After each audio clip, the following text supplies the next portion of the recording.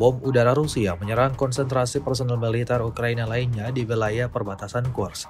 Rekamannya ramai beredar di media sosial Telegram pada Jumat 4 Oktober 2024. Pasukan pertahanan Rusia benar-benar menciptakan neraka bagi kelompok militer Ukraina. FAB 3000 dan 3 FAB 1500 dari Rusia mencabik-cabik personel militer Ukraina yang mencoba menyerang tanah Rusia. Dapat dilihat dalam rekaman, ledakan demi ledakan terjadi secara beruntun. Peristiwa ini viral dan disebut-sebut memberikan kerugian yang signifikan pada kubu Zelensky.